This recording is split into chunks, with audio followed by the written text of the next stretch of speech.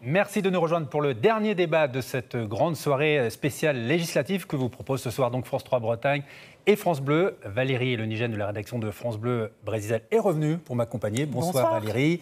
On va s'intéresser donc ce soir à la 5e circonscription du Morbihan, celle de Lorient. Et voici justement une présentation rapide de ce territoire avec quelques éléments chiffrés préparés ce soir par Gilles Lemorvan. 5e circonscription du Morbihan, Groix devant, et puis en face, Lorient, poumon d'un territoire de 108 000 habitants avec son port de Quiroman, 2e français, mais secoué par la crise de la pêche. Sont passés par là Brexit, hausse du gasoil, plan de sortie de flotte, fermeture du golfe de Gascogne. La filière emploie 3700 personnes, les temps sont durs. Alors aux européennes, Lorient a pris une vague. L'ancien fief de Jean-Yves Le Drian a voté d'abord extrême droite sur la circonscription, 24% pour le Rassemblement national, 20% PS place publique, 17 majorité présidentielle. Suivent Europe Écologie, LFI et les Républicains. En 2022, c'est la macroniste Lisiane Métayer qui s'était imposée de peu, 1000 voix d'écart avec Damien Girard, candidat de la NUPES. Cette fois, face à la députée sortante, l'écologiste Nouveau Front Populaire compte bien remonter son retard. Avec la percée du RN, on pourrait se diriger vers une triangulaire. Et avec nous ce soir, les 4 candidats. Lisiane Métayer, vous êtes la députée sortante Renaissance, investie par la majorité présidentielle. Damien Girard, vous êtes le candidat du Nouveau Front Populaire, investi par Europe Écologie Les Verts, EELV. Vous êtes aussi conseiller départemental, municipal et communautaire. Avec nous également Aurélie Le Goff, candidate du Rassemblement national. Vous êtes conseillère régionale et avocate au barreau de Lorient. Et puis en face de vous, Blandine Pierron. Merci d'être avec nous. Candidate investie par Lutte ouvrière.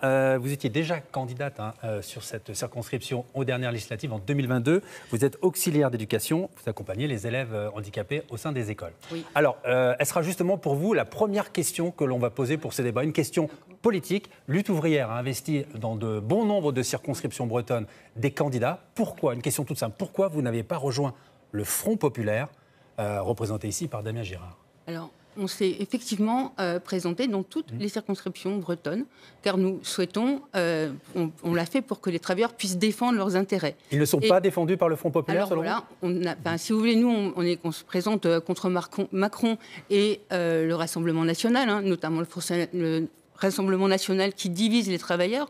Mais qui vote en majorité, qui vote en majorité pour le Rassemblement national. Qui dresse les travailleurs les uns contre les autres. Mais nous ne faisons pas confiance au Front populaire qui a... on a déjà essayé au gouvernement et qui a trahi les intérêts des travailleurs au profit de la bourgeoisie. Le barrage au RN, ce n'est pas votre priorité? Alors, nous, notre priorité, c'est que les travailleurs reprennent conscience de leurs intérêts et confiance en leur lutte pour pouvoir se défendre, et notamment par rapport à la catastrophe qui est devenue nos vies à cause du pouvoir d'achat, et aussi de la menace de la guerre. Damien Girard, le Front populaire accueille aussi une gauche radicale, le NPA de Philippe Poutou.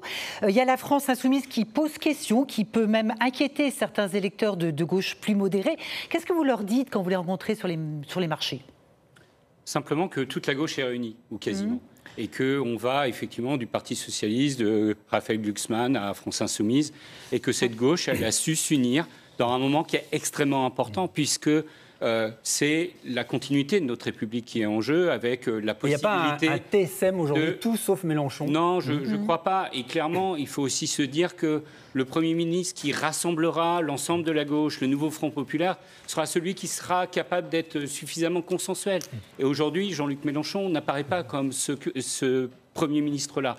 Donc, il ne faut pas que les électeurs de gauche se trompent. Le nouveau Front populaire rassemble l'ensemble de la gauche et l'avenir, il est là. Allez, on va aborder le premier thème de ce débat. Quel avenir pour nos pêcheurs bretons et ceux de votre circonscription à court et à plus long terme? On dit souvent que le vote RN est un bon baromètre, un bon thermomètre. Et bien justement, le scrutin des européennes a montré justement une réelle anxiété qui traverse aujourd'hui le monde de la pêche.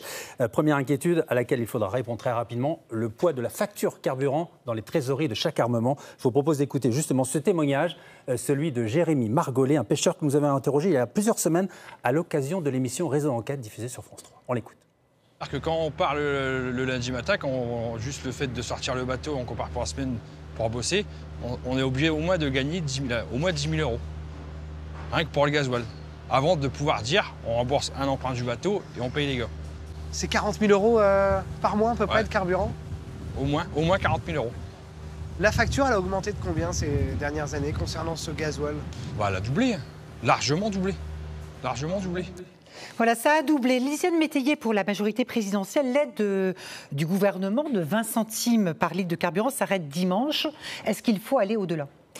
Juste avant, je voudrais préciser que je représente Ensemble pour la République et non pas que le parti Renaissance, qui va des sociodémocrates à la droite gaulliste. Je vous ai bien présenté la majorité présidentielle. Oui, mais c'est pour vous dire qu'en fait, les États républicains est large et je voulais quand même avoir le temps de... Alors, les ristournes, est-ce qu'on les maintient? Est-ce qu'on les prolonge? Alors, actuellement, effectivement, nous avons accompagné la filière pêche, j'entends la filière, enfin, et les marins-pêcheurs pour cette aide gasoil, pour passer en fait les crises successives qui ont été rappelées dans votre reportage. Aujourd'hui, il faut continuer d'accompagner les marins-pêcheurs. Ils ont besoin d'être accompagnés pour qu'on puisse assurer la transition écologique qu'on a nécessité de faire pour la décarbonation des bateaux. La décarbonation des bateaux, ça va prendre du temps. Aujourd'hui, nous ne pouvons pas abandonner nos marins-pêcheurs. Mais là, ça s'arrête dimanche. Je sais. Aujourd'hui, je suis députée sortante, mais c'est un sujet en fait sur lequel je m'engage en fait à continuer. Il s'agit certes d'énergie fossile. On veut aussi en fait diminuer les énergies fossiles, mais nous avons le temps court, c'est le temps présent pour sauver en fait nos marins-pêcheurs, pour accompagner les pêcheurs dans le temps long. Alors Aurélie Le Goff, le pouvoir d'achat pour le Rassemblement national est un grand thème de campagne. Vous avez fait justement une proposition, exonération de l'impôt sur le revenu pour les moins de 30 ans. Est-ce que vous n'allez pas un peu casser l'ambiance dans les équipages lorientais? Il y aura, au même équipage, il y aura un jeune pêcheur de moins de 30 ans qui ne paiera pas d'impôt et un pêcheur de plus de 40 ans qui en paiera. Eh bien, nous pensons que les jeunes sont notre avenir et qu'il ne faut pas hypothéquer notre avenir. Et par conséquent, cette mesure ne me paraît pas injuste, puisque les conditions ne sont pas les mêmes pour un jeune que pour une personne plus expérimentée. On reste sur cette question de carburant. Damien Gérard, moderniser la flottille, donc les remplacer par des bateaux plus économes en énergie, vous êtes pour des questions d'écologie. Mais bon, actuellement, les règles européennes empêchent de modifier la jauge d'un bateau que l'on remplace. En gros, on ne peut pas en faire construire un plus grand. L'idée de Bruxelles, c'est d'éviter une augmentation des prises. Qu'est-ce que vous en pensez? C'est une bonne chose? Clairement, il faut adapter notre flotte. C'est aussi les étraves, de façon à ce qu'elles consomment moins. Il faut aussi changer un ensemble de techniques de pêche pour qu'on aille vers des techniques de pêche moins consommatrices d'énergie. Ça, c'est extrêmement important. Je voulais juste revenir sur deux choses que j'ai entendues tout à l'heure. Un, le président de la République, en dissolvant l'Assemblée nationale, a arrêté un ensemble de travaux et c'est irresponsable. Et on le voit sur la pêche, ce que ça génère. Et deux, si on arrête, on arrête de faire entrer de l'argent dans les caisses de l'État en baissant toutes les TVA, en enlevant les fiscalités. Les restos, vous les prolongez. L'État n'a plus de capacité. Le Conseil d'État pour que les pêcheurs ne puissent plus pêcher dans le golfe de Gascogne, c'est aussi brutal que la dissolution de l'Assemblée nationale. À agir et développer des services publics, et y compris accompagner les pêcheurs. Donc vous prolongez les ristournes? Il faut les prolonger dans la période, le court terme, mais il faut arrêter de mettre du sparadrap sur les jambes de bois et aller vers des mesures structurelles de façon à ce qu'on aille vraiment vers la décarbonation. Alors justement, sur les questions que je vous posais, sur la jauge par rapport à Bruxelles, c'est-à-dire que vous voudriez qu'on puisse changer de bateau avec un plus grand bateau? Si le bateau est plus grand pour qu'il soit plus confortable pour les pêcheurs, mais qu'il ne génère pas plus d'intensité de pêche, parce qu'il nous faut préserver la biodiversité plutôt que d'aller vers des systèmes de quotas, ce genre de choses. Donc oui, on peut augmenter les jauges sans augmenter la pression et l'effort de pêche. Je vais donner la parole à Blandine Pierron pour Lutte ouvrière. Merci Votre beaucoup. regard sur cette crise que traverse la pêche. Est-ce qu'il faut aider encore urgemment les pêcheurs, les armements? Je vais répondre un peu différemment, parce qu'à la pêche, comme dans tous les secteurs, il y a des gens qui travaillent et d'autres qui les exploitent. Je m'explique. Il y a les matelots et les artisans à la pêche artisanale, les côtiers, d'un côté, et d'un autre côté, les gros armateurs, les banquiers, les gros armateurs de bateaux. Et le poids, en fait, du carburant, du gasoil, n'est pas le même pour les uns et les autres. Donc, il faut certainement soutenir les patrons artisans et les matelots, déjà pour qu'ils aient suffisamment de quoi vivre.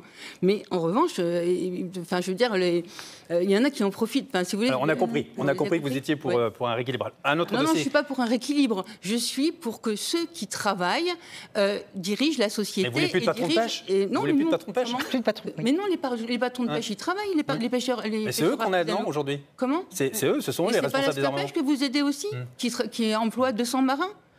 c'est aussi là ce qu'à pêche. Et c'est par là aussi tout ce qu'il y a derrière la filière, c'est-à-dire les entreprises de mareyage, le conditionnement, etc. Et pour finir à la grande distribution, tous les travailleurs, je termine juste, excusez-moi, tous les travailleurs de ces secteurs, en fait, ont intérêt à s'allier entre eux, à s'unir pour renverser ceux qui les exploitent. Alors, autre dossier qui a provoqué incompréhension et colère dans les ports bretons, et notamment l'Orientais, c'est cet hiver, pendant un mois, dans le golfe de Gascogne, dans une zone allant du Finistère jusqu'aux côtes espagnoles, certains bateaux ont eu interdiction de pêcher, une mesure radicale pour préserver les dauphins. 10 000 d'entre eux, pris dans les filets, meurent chaque année dans cette zone. Damien Girard, juste avant la fermeture du golfe de Gascogne, la pêche, vous avez en plein hiver embarqué avec David Lequintrec, un patron de pêche qui est bien connu à Lorient pour ses coups de gueule.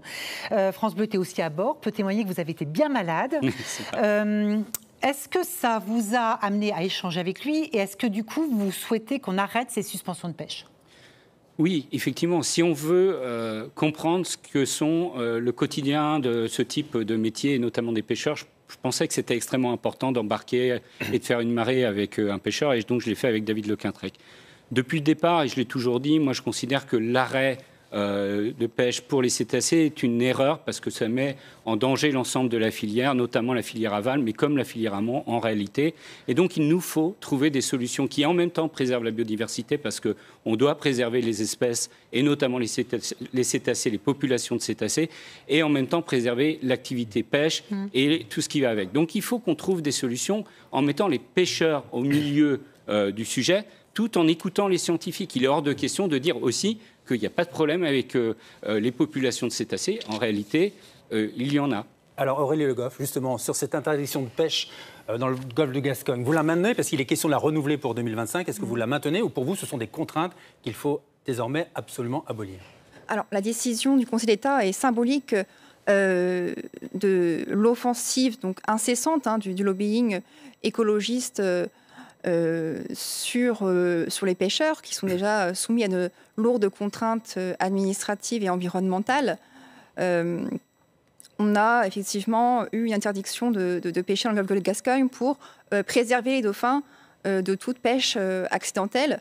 Il ne faut pas oublier que les pêcheurs prennent déjà des mesures pour éviter ces pêches accidentelles, notamment en utilisant des effaroucheurs. Donc vous pensez que pas besoin de règles, ils peuvent se débrouiller.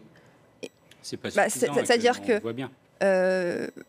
Voilà, pour quelques dauphins qui vont être sauvés, finalement, on va mettre en danger la pêche. Lisiane Métayer pour la majorité présidentielle. Cette décision a été brutale.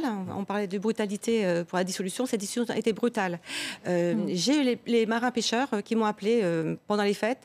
J'étais la seule élue pendant les fêtes, à leur côté, en fait, pour qu'ils me parlent en fait de ces sujets. Je suis fille de marin-pêcheur, petite fille de marin-pêcheur. Et arrière-petite marin-pêcheur, mais le jour où il y avait les problèmes, où il n'y avait pas les caméras, effectivement, quand on met le bateau à pied, le bateau, en fait, sur un bateau de pêche, c'est moi qui étais là, en fait, pendant les vacances de Noël. Et je les ai écoutés. Et effectivement, en fait, alors qu'on avait obtenu, le gouvernement avait obtenu cette dérogation de pouvoir pêcher dans le golfe de Gascogne en s'équipant de tous les matériels pouvant effaroucher les petits cétacés pour éviter la capture accidentelle, je trouve que c'est vraiment anormal qu'on ait fait subir ça à nos marins-pêcheurs. Et moi, je travaillerai pour qu'il y ait une pêche, en fait, des décisions pluriannuelles, en fait, de la pêche. Et je voudrais juste rajouter une chose par rapport aux jeunes de moins de 30 ans, en fait. Vous avez posé la question. J'imagine les marins-pêcheurs, ceux qui n'ont déjà pas la possibilité d'avoir des quotas parce qu'ils viennent d'acheter leur bateau de pêche et qui ne bénéficient pas de l'ancienneté, mais ce n'est pas possible de leur, en plus, en fait, de leur imposer ces sujets. Nous voudrions aussi vous entendre sur un sujet qui fait polémique à Lorient. C'est le port de Kéroman qui va exporter son savoir-faire pour construire et gérer un port à Oman, dans le golfe Persique. Donc les porteurs du projet imaginent donc d'amener à Lorient par avion cargo du poisson pour faire vivre les mareyeurs et les conserveries. Alors il faut avoir en tête quand même qu'en France, 80% du poisson, des produits de la mer que nous consommons sont importés. Alors, que pensez-vous, Damien Girard, donc pour le Front Populaire, que pensez-vous de ce projet ? Est-ce que c'est un bon projet, exporter un savoir-faire et en retour autoriser des poissons du golfe Persique arriver comme ça à la criée de l'Orient? Je crois que beaucoup de Lorientais m'ont entendu sur la question, parce que j'ai fait émerger ce sujet, notamment pour défendre les pêcheurs ici. Ce qu'on a besoin, c'est de défendre nos pêcheurs de façon à ce qu'ils continuent à avoir une activité, pas de créer... Donc c'est un bon partenariat et pas créer une concurrence supplémentaire en faisant venir du poisson d'ailleurs. Effectivement, on a déjà du poisson qui vient d'ailleurs en France, notamment ceux qui sont liés à la crevette, la morue ou le saumon d'élevage. Et clairement, il faut redévelopper des pratiques de consommation de poissons locaux et il faut accompagner nos pêcheurs pour qu'ils aient une pérennité. Pas créer de la concurrence supplémentaire, mettre de l'argent public dans ce projet-là est aberrant. Et clairement, on ne peut pas comprendre les décideurs publics quand ils ont pris ces décisions. Alors, le mangeons français, c'est ce qu'il y a dans le programme aussi du Rassemblement national. Aurélie Le Goff, on fait comment pour inciter les Français à consommer du poisson français?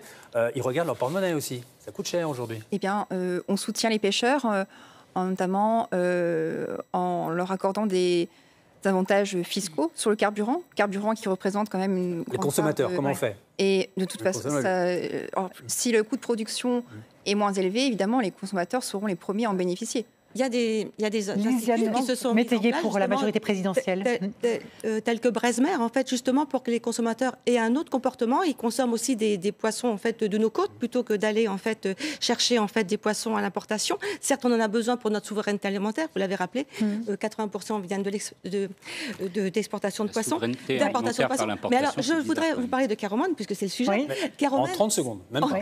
Allez-y. Kéromane, en fait, c'est un projet, c'est un programme maintenant d'exportation de savoir-faire français. Nous devrions être fiers en fait d'avoir de l'exportation, puisque dans le cahier des charges, si vous avez bien lu et comme vous êtes à l'administrateur à la CEM de Kéromane, vous connaissez parfaitement ce sujet, il n'y a pas un seul mot sur l'importation de poissons. Si, c'est dans les statuts de la structure. Non, vous le savez très bien. C'est la désinformation et ça, on doit la vérité à notre territoire. L'importation de poissons, c'est dans les statuts. Alors on tranche. On peut trouver sur Internet. 20 secondes. Pierron, et après on passe au climat. Manger français, ça va être compliqué, franchement. Parce qu'on ne va pas en manger grand-chose. Hein. Alors, je voudrais dire autre chose par rapport à... moi, ça ne me dérange pas que le savoir-faire des travailleurs, des pêcheurs ici, soit transféré, soit donné, partagé avec Oman. C'est vraiment pas le problème. Le problème, c'est qu'une poignée d'entrepreneurs ait décidé tout seul de faire ce port au mépris, en fait, des conditions de travail là-bas, au mépris du sort des pêcheurs ici, et finalement au mépris des consommateurs. Donc, c'est de l'exportation de savoir-faire. Lisiane Métayer, s'il vous plaît, on passe au deuxième thème de notre débat, consacré au climat, parce que le réchauffement climatique, précisément, est une épée de Damoclès qui oriente désormais bon nombre de politiques publiques, notamment notre politique énergétique. Alors, pour participer au défi de la décarbonation, la Bretagne parie notamment sur les énergies marines et les éoliennes en mer. À court terme, il y a justement un projet qui crispe sur le littoral morbihanais. C'est ce projet de parc éolien flottant au sud de Belle-Île, à 20 km des côtes. À terme, fournir de l'électricité pour 1 300 000 personnes. Alors, qu'en pensent les Morbihanais? Voici quelques réactions recueillies à Ardevette. La plage va perdre un peu de son charme aussi avec ce style d'installation et je ne suis pas persuadée non plus que ce soit très profitable. Moi, ça ne me gêne pas du tout. Si ça permet de réduire notre consommation de pétrole, je pense que oui, c'est une bonne chose. Après, je ne sais pas dans quelle mesure ça va être fait. Oui, a priori, c'est une bonne chose. Pour le Rassemblement national, Aurélie Le Goff, vous confirmez un moratoire sur tout ce qui concerne l'éolien Oui, tout à fait. En mer. L'éolien marin est une aberration en termes de retour sur investissement. Mais du coup, les Français payent à deux reprises. Ils payent la facture d'électricité, mais ils payent aussi les subventions qui ont servi à l'installation des éoliennes marines. Il n'y a pas de subvention sur les éoliennes marines. Dans tous les cas, ils payent concrètement, qu'est-ce qu'on va dire aujourd'hui au consortium, la Pénavel, qui a gagné l'appel d'offres? On leur dit quoi? Vous remisez votre projet dans les cartons et on oublie? À ce jour, nous avons eu déjà un rapport qui indiquait que l'impact écologique des éoliennes marines était désastreux, qui faisait fuir les poissons, notamment les câbles marins qui émettaient des pollutions sonores et des... Et donc, du coup, concrètement, vous mettez fin au projet? La faune marine était impactée. On arrête le projet de parc éolien flottant Sud-Bretagne. Donc, c'est entre Belle-Île et Groix, là, oui. Disons que ça mérite réflexion. Et cette Ça mérite étude-là une n'a pas réflexion. été... Alors, les câbles marins, Lisiane Métayer pour la les majorité. câbles marins, il y a 99% de nos données déjà qui passent sous la mer. Donc si on doit supprimer tous les câbles marins, on sera un peu mal au niveau de nos données. Donc aujourd'hui, nous avons la politique la plus ambitieuse française en fait, qui nous amènera à moins 55% d'émissions de CO2 d'ici 2030 pour arriver à la neutralité carbone 2050. Ça, c'est important de le préciser. Oui. Aujourd'hui, nous devons en fait avoir un mix énergétique. Parce que nous ne serons pas en capacité d'aller sur une seule énergie. Donc nous devons aller vers le nucléaire, mais aussi vers les énergies renouvelables. Et la Bretagne va prendre sa part de responsabilité avec ce parc, le premier parc éolien offshore flottant d'Europe, qui nous permettra effectivement d'aller plus loin des terres, avec effectivement une énergie en fait qui sera plus importante. Et c'est un projet ambitieux. Damien Girard, dans le programme du nouveau Front populaire, il y a un objectif, faire de la France le leader européen, notamment pour les éoliennes en mer. Ça veut dire qu'il y aura plein de petits parcs éoliens sur le littoral breton? Ça ne veut pas dire ça. Ça veut dire qu'on a besoin d'électricité qui viennent de sources d'énergie renouvelable dans l'avenir, peu importe les scénarios qui sont devant nous, parce qu'on consomme de plus en plus d'électricité qui vient de se substituer à des énergies fossiles, et c'est tant mieux. On n'a pas le choix pour préserver notre climat. Donc, il faut faire de cette obligation, produire de l'électricité à partir d'éoliennes flottantes, ça doit nous permettre en fait de réussir à créer de l'emploi, créer une industrie. Donc tout l'enjeu, c'est de créer le plus d'emplois possible avec ces éoliennes. éoliennes. De l'industrie nucléaire, parce que vous en parlez très peu dans votre programme. Puisqu'il y a des dissensions avec les communistes notamment. Je voulais juste continuer on est un élu sur... national, on n'est pas un élu breton quand on se présente à la télévision. Oui, mais la question était sur le projet éolien offshore. Donc là, simplement dire que sur l'appel d'offres tels qu'ils sont constitués aujourd'hui, vous êtes pour du 100% renouvelable, vous? Je pense qu'on peut y aller, mais ça ira. Il faudra avancer petit à petit vers ça. Aujourd'hui, et convaincre les élus communistes.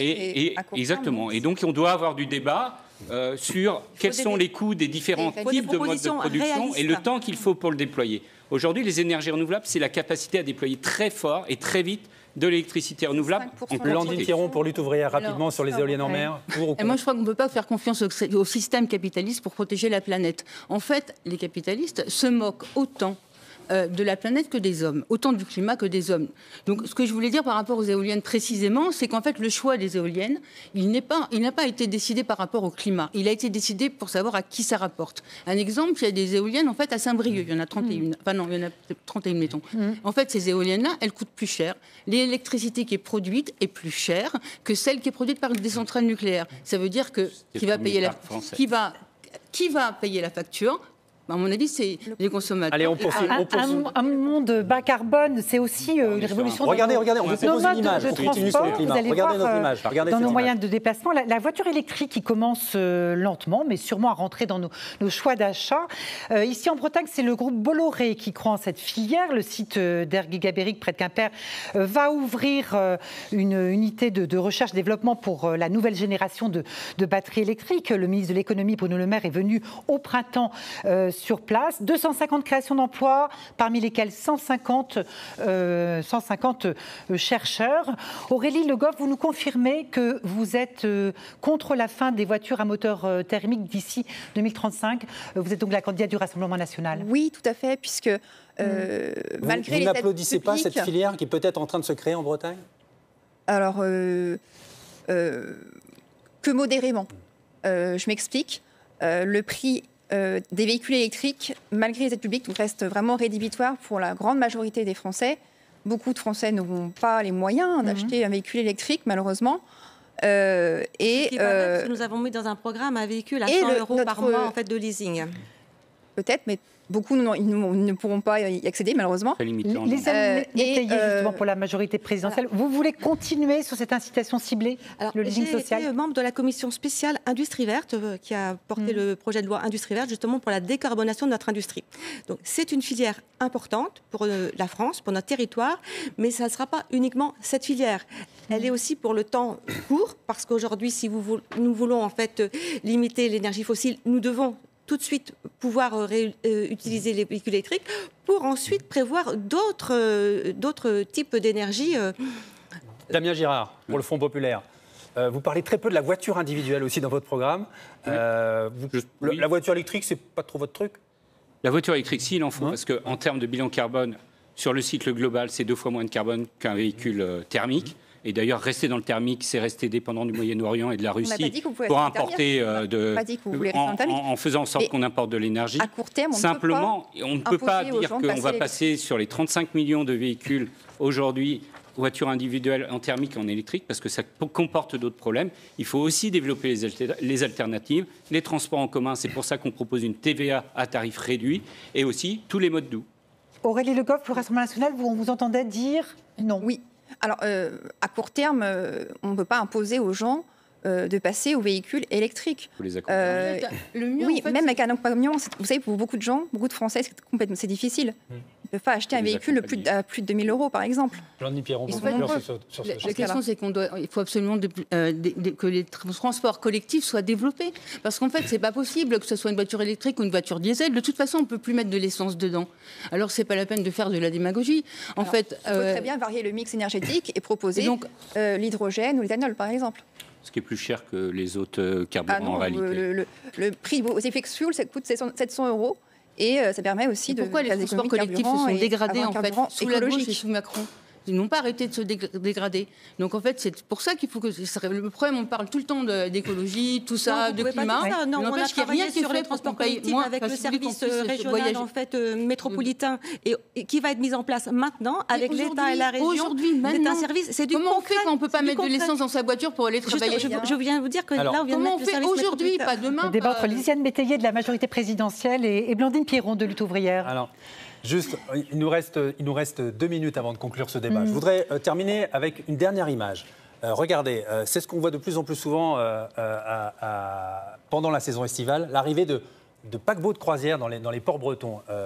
Lorient n'y échappe pas. Il y a 11 escales qui sont prévues en 2014. C'est l'équivalent de 5000 touristes. Je voudrais avoir un petit tour de table rapide. Lisiane Métayer, c'est une belle carte postale pour Lorient? Alors, effectivement, vous avez dit, en fait, il y a une dizaine en fait, de paquebots qui viennent par an à Lorient, moins de 240 mètres. Donc, ce sont quand même des petits paquebots. On les voit passer, sont pas... Aujourd'hui, en fait, effectivement, on sait en fait les paquebots polluent plus en fait que d'autres moyens. Et je rappelle, il n'y a que 320 paquebots de croisière dans le monde. Si vous ramenez ça aux autres transports qui sont utilisés pour les touristes. Donc moi, ce que je propose, c'est qu'effectivement, Lorient puisse aussi être vertueux dans l'accueil des paquebots, avec des nouvelles énergies pour les paquebots, avec l'électrification aussi à quai, qui permet en fait d'éteindre les moteurs. L'électrification à quai. C'est effectivement Damien Girard. Ouais. C'est un modèle du passé. On doit développer un tourisme bien plus. Oui, mais les commerçants se font des mains, ça fait des les commerçants voient très peu non, ils voient très peu. Il y a eu des études qui ont été faites, notamment par Audelor, et qui montrent qu'en fait, les personnes le tourisme éco-responsable, paquebot. En fait, ces choix ne sont pas faits par la collectivité, par l'ensemble des populations. Et c'est ça qu'il faut qu'on impose. Parce qu'on nous fait vivre d'une certaine façon. On dit c'est pour votre bien, c'est pour votre bien, mais c'est à nous de décider ce qu'on veut développer ou pas. Les bateaux, les avions. Aurélie Le Goff pour le Rassemblement national.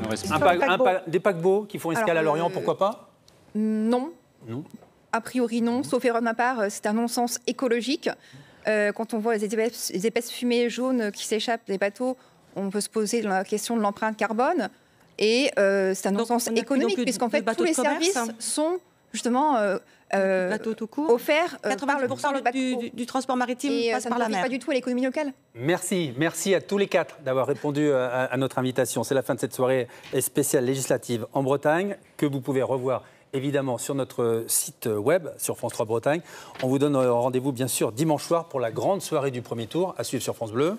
Sur France Bleu Brésil à partir de 19h, avec des reporters dans les mairies, dans les QG de campagne, pour des infos très rapides et une vision sur les triangulaires. Et puis évidemment, tous les résultats sur francebleu.fr pour la Bretagne. Et bien sûr sur France 3 Bretagne à partir de 19h53, grande soirée spéciale premier tour des élections législatives. 3 heures de direct avec évidemment aussi les résultats dans votre circonscription, beaucoup de réactions politiques et bien sûr des débats pour vous donner la nouvelle image du paysage politique breton. Merci pour votre fidélité. Très bonne soirée. Merci à vous.